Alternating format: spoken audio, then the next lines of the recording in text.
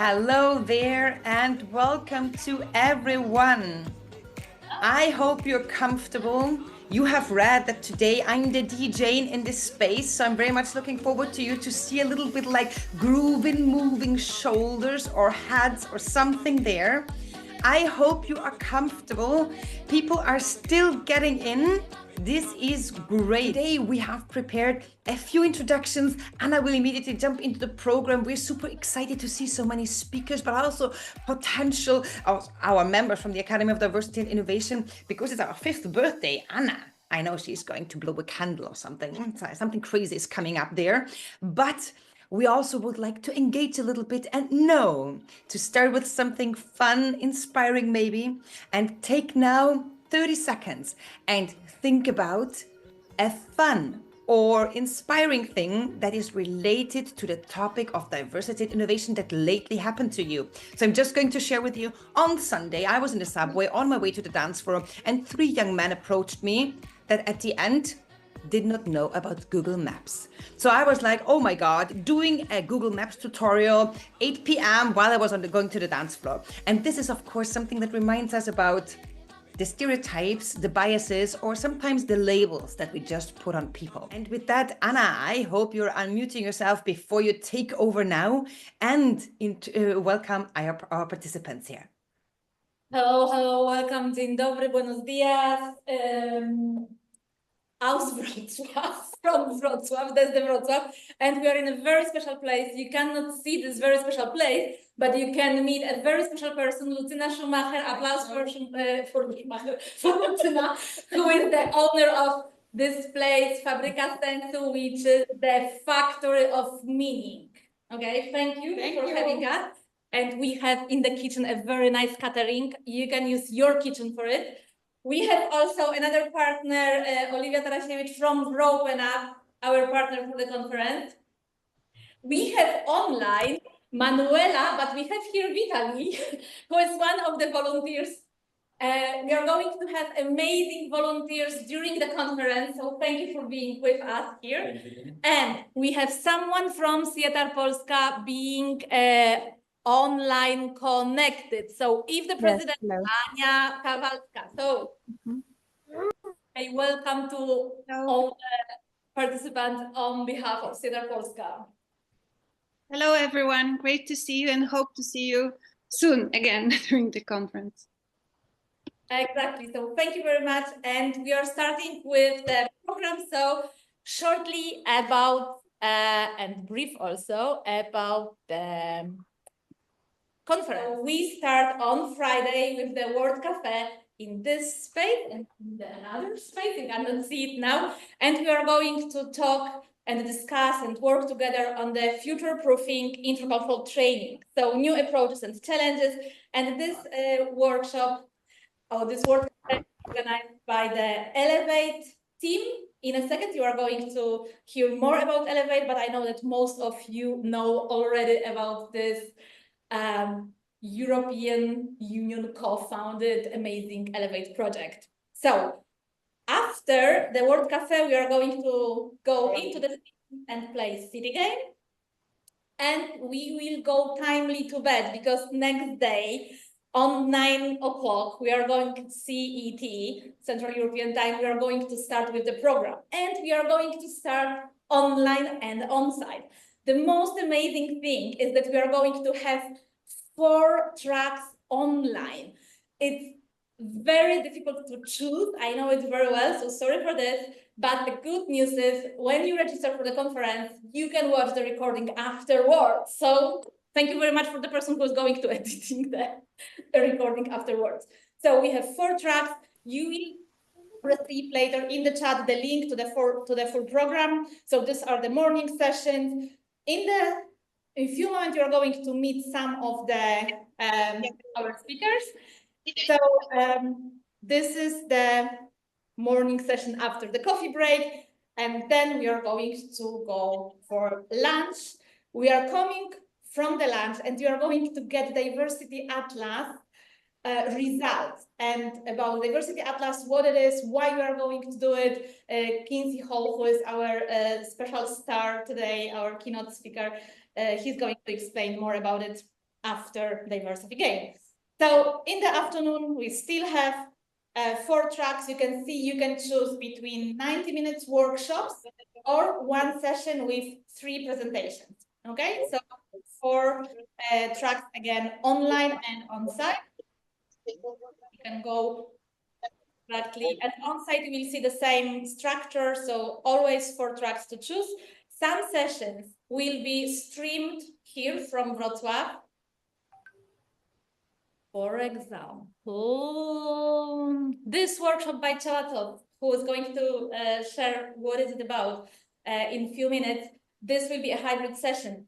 Csaba will be at his place, but we are going to in Hungary, and we are going to participate from Wroclaw.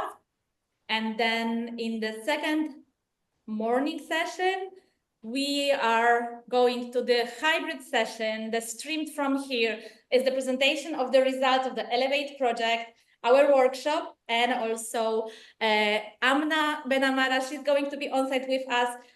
Peter is going to connect from Australia, and also this will be a hybrid session. And at the same time, you have this very difficult choice to choose between track.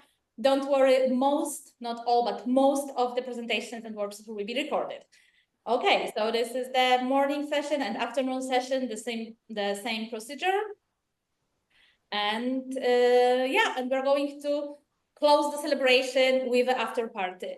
I forgot a very, very important person. Sorry for this. We are going to start the conference with an amazing person, and most of you know her, Professor Darla Dierdorf. She's going to connect from wherever she is this day, and I think she will be in Greece, and we are going to talk about the challenges in the field of intercultural communication and about competence and about our shared humanity. So this conference is also co-organized in a cooperation with World Council on Global and Intercultural Competence. So much about the program, and I'm pretty sure you would like to know who are the speakers. So we are going to stop sharing now. We are going to introduce some of the speakers. The first person should be the Livingstone Thompson. Livingstone, are you with us? I am with you. Can you hear me? Yeah, so let me introduce to you, connecting from Belfast, Livingstone Thompson, a person who is supporting the Academy for Diversity and Innovation from the very beginning for the 5 years. So Livingstone, thank you very much for your continuous support. We are celebrating today also the 5 years of the 5th anniversary of the Academy. What is your workshop about? This will be an online workshop, and the topic is quite provocative. Yes, thank you, Anna. This workshop looking at Trump's DEI pushback, what we will do in this workshop, it will provide context as well as a little historical trajectory for understanding the meaning of that pushback. We're going to be looking at the legal mandate in what we call the affirmative action as a precursor to this, which was followed by the period that we can call the accountability period, where Sullivan in his principles looked at this idea of what it means to have corporate responsibility. That was followed by the period that in a sense was dominated by what we call managing diversity strategies. And the American Institute of Managing Diversity in a sense was a leading organization in that period. Each of these periods had what we call resistance. So Trump's resistance is not new.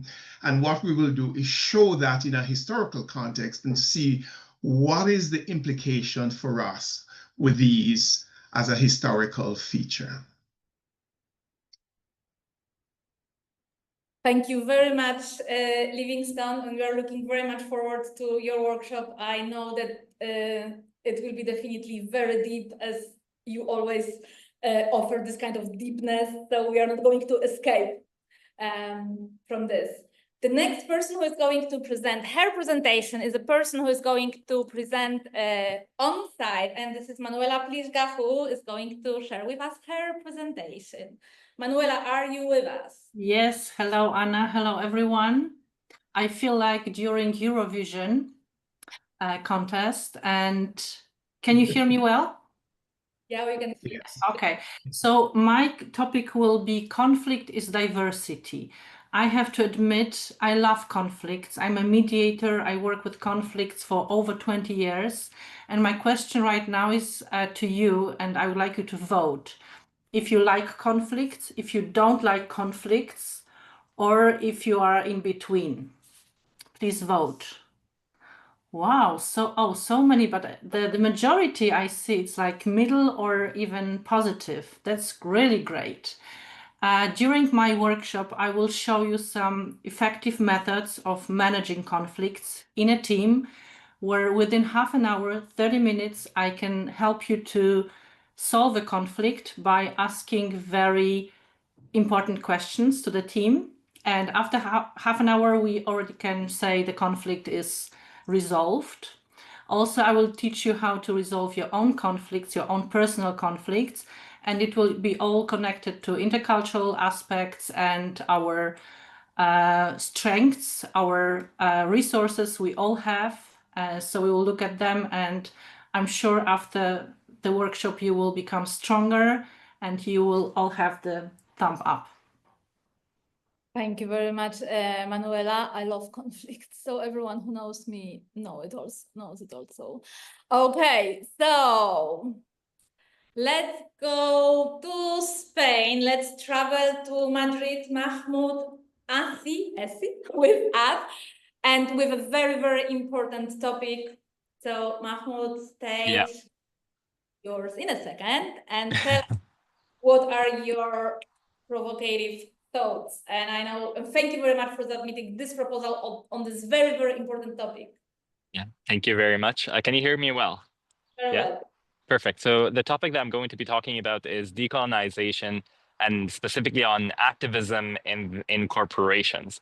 In the topic, basically, we're going to uncover, first of all, what is the concept of colonization, coloniality, and decolonization, but also why it's important to do corporate activism. We're going to go through different case studies of different corporate activisms that happened by employees in corporations that push for change in different parts of the world, and how can we implement strategies to mobilize corporations to align with the values that we want to implement in our society and the changes we want to implement. That's kind of like very quickly. Yeah. Thank you very much. And your presentation will be an online one. And we are traveling to Norway, and we are going to connect with Anna Jakielaszek. So Polish speaker abroad. Hi, Anna. And Wroclaw is quite your city. You are from this region, so we are going to welcome you back here next week. Absolutely, thank you. That's why I put PEL, NO, and I am one of those born and raised first generations in Wrocław, and it's, I guess our city provides lots of diversity and inclusion stories as well. But my topic is, as someone with the HR background, I spent over 10 years working with leaders, employees, and I've developed that empathy for the line managers and really want to support them.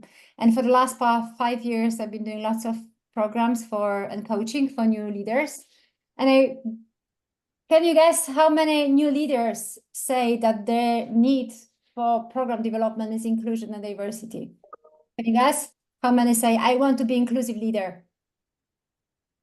No one says that, actually, at least from what I've seen. But what they say is, I want to be a confident leader that can inspire and can be effective. I want to motivate employees. I want to be able to have conflict and difficult conversations, right? Those are the skills they are looking for. And through my experience working with them closely, I've realized more and more that actually we can develop great inclusive leaders without talking about inclusion too much and be very effective in that. So I want to share with you techniques, behaviors that we work on, exercises that help achieve that shift, from my experience and obviously from other sources as well. So that's something we're going to be talking about for sure.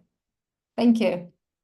Thank you very much. And I can assure you, Anya is this kind of person who loves asking very challenging questions. So in this session, she's going to share the certain presentation with Monika Hutnik, our one of the co-founders of Siedar Polska, also based in Wrocław. She couldn't join us today, and with Lena Lodzinska, also from Wroclaw, but flying from Barcelona, also about leadership.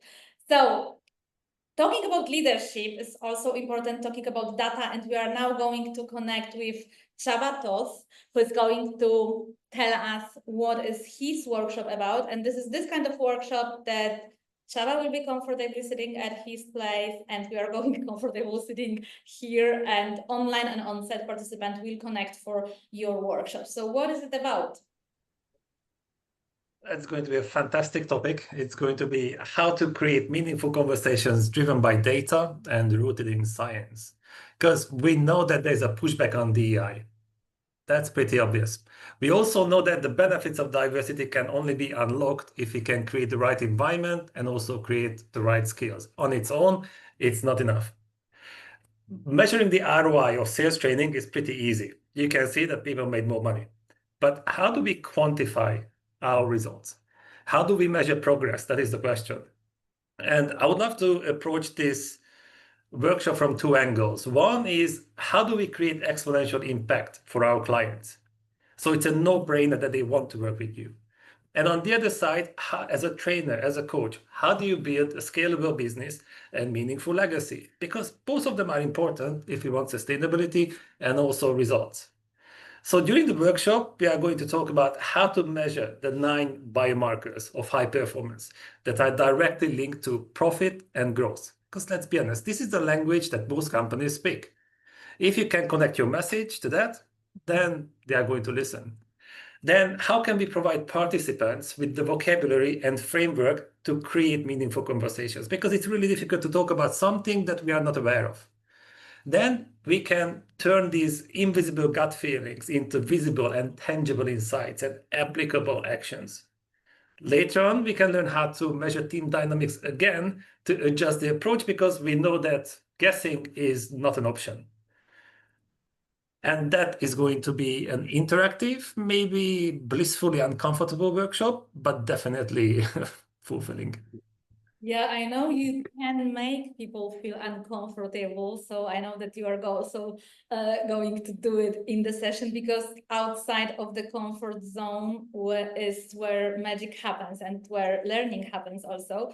And one thing I learned from you is that there is an option not to use intuition when we are talking about psychological safety. It's possible to measure it, right? And so thank you, Csaba, thank you very much. And you saw me with the phone because I was so stressed that I will not pronounce correctly the name. So we are going to travel now to India, and we are going to connect with Pooranasoundari Venkatesan and Usha Krishnan. So I hope I didn't misspell your name, Pooranasoundari. And you can also Usha with us. Stage is yours. Yeah, so me and Usha, my colleague Usha, we are from India, as you all can see. We are all German language and cultural trainers. Usha is also a storyteller. I'm a budding storyteller with her. So before we dive into the topic, we just want to do a small activity, just 2 minutes of your time. To start with, I would like to, can all of you complete the sentence in the chat? I am more than what? What is your identity that you want to highlight?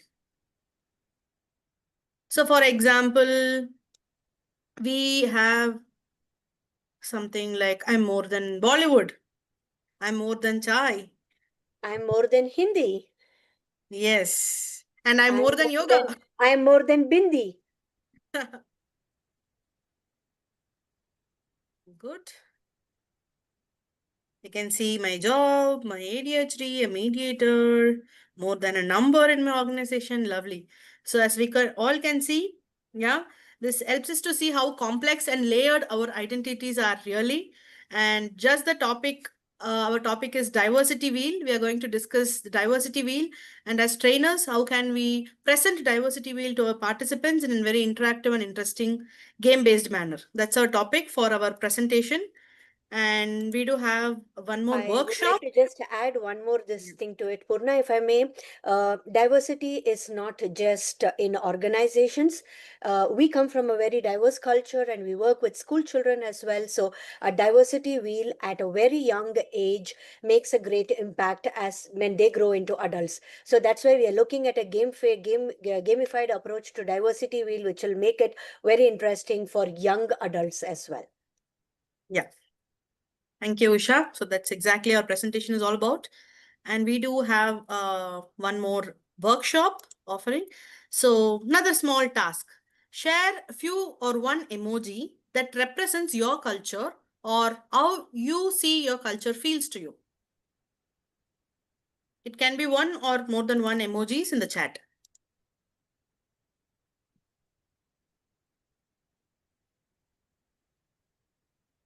Wow. Poland. Usha, would you share some examples if you have? I'm going to ask you to do that. Okay. I know you have a very interesting one when we were discussing it. So I loved what you came up with. Please share that. Yeah. And I can see many lovely emojis also. Yeah, I love the Germany one with thinking. There you go. There Purna has a yoga, a diya, and a religious symbol. Yeah. Oh, yes, I love the one with Spanian. Nana. It is with Interesting. dance and music. Yes. And in my case, for example, I put you can see this, partying and celebrating, because our culture at the Academy for Diversity and Innovation is celebrating. So we organize a lot of diversity parties, and many of you joined us in the past. So this is our culture at the Academy for Diversity and Innovation. Thank you very much, lady. And I was also checking the phone because our speakers are so incredible busy people that following up with them is really something very time consuming. So I was checking if one of the speakers, if she confirmed if she's going to present, but now she's not going to present. So here we are, we presented some of the speakers. Think that we have more than 70 speakers from 5 continents. Here in Wrocław, we are going to have guests from the United States, from different countries in Europe, and online we're going to have people from Australia, India, cannot remember what other, China. Someone from China will be even here in Wrocław, so it will be international here definitely, and also intercultural, because we are representing many different cultures. And you know that we do not belong only to one culture. This is also what Elevate project is about. So the project was born because honestly we were very, very tired with receiving requests from clients asking us for 2 days or 2 hours intercultural competence training. So obviously it's impossible to develop skills, attitudes, and knowledge in 2 days, but we have to prove it, and we have to use research to help us to prove it. So we invited 3 different universities and 3 consulting companies, and in this consortium we are working on the new methodology of intercultural training program that ensures sustainable learning outcomes. So this is our mission. We believe that our field needs a transformative shift to achieve meaningful, sustainable change. And our mission is to raise deep awareness. So this is why you are going to see so much also on LinkedIn, social media, and in different medias information about intercultural and transcultural competence. We are looking for innovating solutions. This is 2 years project. We started last year. Here in Wrocław, we are going to meet for the 2nd transnational meeting. And what we have done till now is we conducted a research. We did a literature review, questionnaires in 5 countries, and interviews. And we were asking people about how do they perceive the cultural dynamics in their organizations. So we were asking consultants. We were asking also in-company employees. We gathered a lot of interesting data, and we did the literature review. So we couldn't find really a lot of research about intercultural competence of organizations. So we were not looking for we were not looking for intercultural competence of individuals because there's a lot of research about it, but we focused on organizations, and it was very difficult to find assessment tools, tools that help organizations to see where they are, what is the maturity level. So we decided to design our own tool, and this tool, we are going to present you the first draft in Wroclaw on the 31st of May, and you're going to try it, you'll be able to use it. And because this is European Union founded, co-founded project, you will get it later for free. We are going to piloting this till the end of September, and in October, we're going to start to, it will be ready to use in organizations. Another outcome of our project will be the new methodology of intercultural competence training that ensures sustainable learning outcomes. What does it mean? Sustainable learning here doesn't mean only the transfer to the workplace, but also how can we go beyond the workplace? How the participants of an intercultural training can become real ambassadors of intercultural competence or transcultural competence. So we are going to design together the learning path. Also, we are involving partners, and at the end of the project, we are going to publish a very unique handbook of intercultural competence training, where also AI is playing a very important role. So I'm pretty sure you are looking also forward to reading this handbook. Thank you very much for this. And because everything is so, we can stop sharing, everything is about experiential learning when we talk about intercultural competence. So we have an activity for you. So in a moment, you are going to go into breakout rooms. We are going to go here into small groups. On your phone, you have already the link to Canva to check Diversophy. We are going to leave the link to Diversophy in the chat. So we have with us George Simons. George, if you can open a mic for a moment.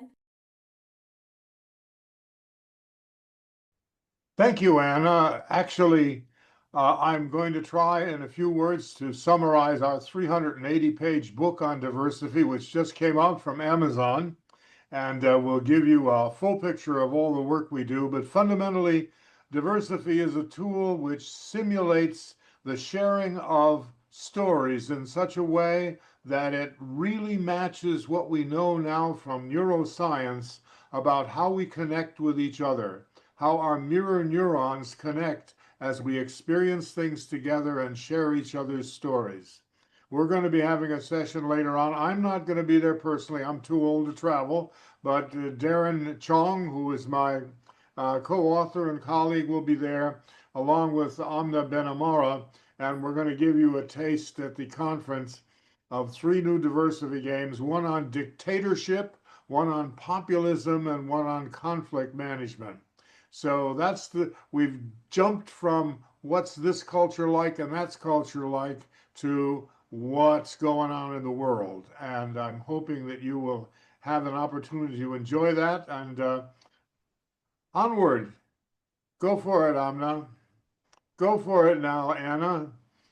Thank you very much. And I guess all of you know George Simons. And for me, George is an extremely important person also, because George was the person who, I think 20 years ago, as I was still a student, sponsored my participation in the Young Theatre Congress, and always was mentoring and helping and supporting also the Academy. So thank you, George. Yeah, and let's give the space and the stage to our partner, Diversity Atlas, and Kinsey Hall, connecting from Australia. Why should we use Diversity Atlas? What are the benefits, and why self-identification matters? What we do at Diversity Atlas is gather data. We go heavy on the D, because from where we stand from, the E and the I can't happen unless you've got really good data on the D in the first place, the diversity. But what we discovered many years ago was that there wasn't even a proper definition of diversity. If you've got a big organization, they've got 1,000 staff, they've got 1,100 staff the next year, but how do they know if they became more culturally diverse or less diverse in that time?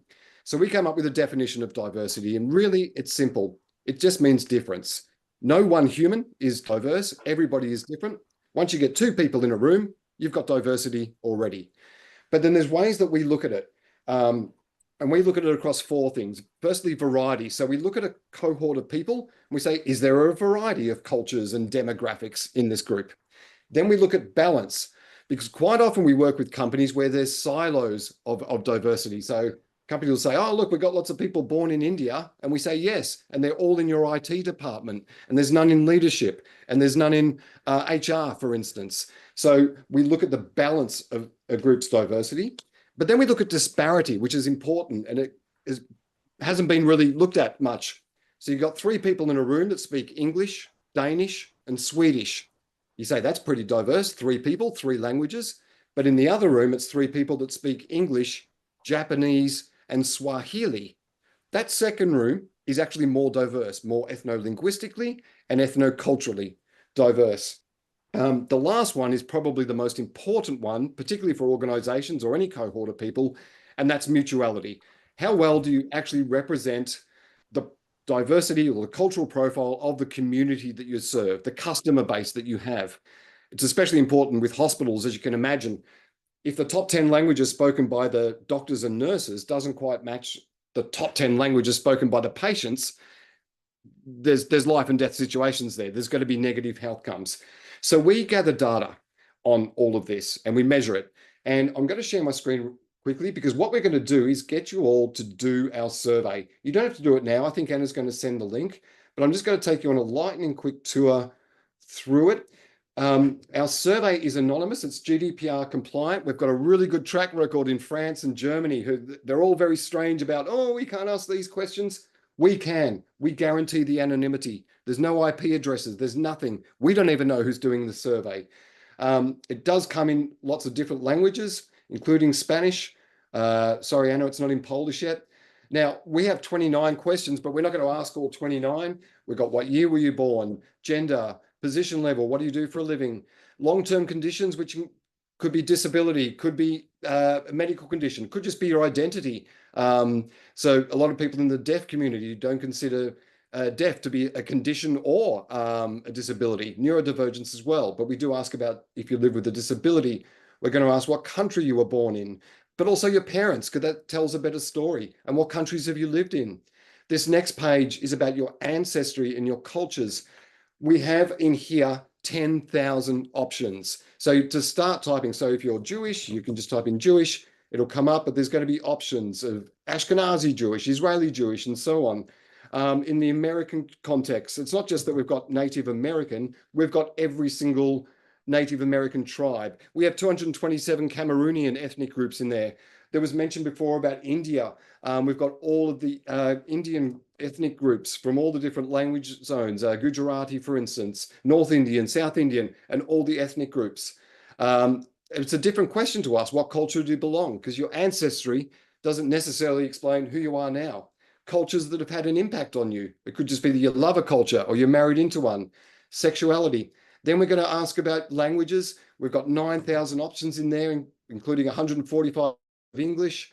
We've got Dothraki from Game of Thrones, Klingon from Star Trek, and sign languages from around the world. But it's about proficiency. What languages do you speak and to what proficiency? I'm almost there. Religion. We've got thousands of options. So you can just say I'm a Christian, but if you're Orthodox, you can take a deeper dive and say I'm Orthodox. And if you are Orthodox, you can take an even deeper dive and say, well, I'm actually Serbian Orthodox, but you're also an atheist. We see no conflict in that. And you enjoy your Buddhist retreats on the weekend. We've got them covered as well. We do the same with Islam, Sunni, Shia, so on. The last of our questions is what aspects of your cultural or social identity are the most important to you? We've got 20 options in there. And this is incredibly important when you think about workplace cultures. In most Western countries, you know, my country and my interests and hobbies usually come up high. Interestingly, though, when you hit the filter button, you get really interesting options. Like my gender, for instance, is one of the options. Globally, for women, my gender is their third highest priority. But for men, 18th high priority. My sexuality for non-heterosexuals, second highest priority. For heterosexual people, 19th identity priority. It's fascinating. But from that point on, we've gathered all this nuanced diversity data, and that's just a small selection. We have more. But Anna Zelno and the team, ready for the conference coming up, have asked some specific questions of you as a community that we would love you to be able to answer these questions. We're going to send you a link to this survey, and we're going to reveal the results at the conference. Thank you. Thank you very much, Keith. It was really shorten your time. And now, thank you very much to everyone for joining our also birthday party. And because it's a birthday party, we have a birthday cake. And Barbara? Here we go. So Anna, light the candle. I am putting on the music. And do you have a wish, Barbara? Antonio, I cannot see Antonio, so he didn't manage to join us, but he's one of the co-founders. And 1, 2, 3. And Barbara, are you ready? 1, 2, 3.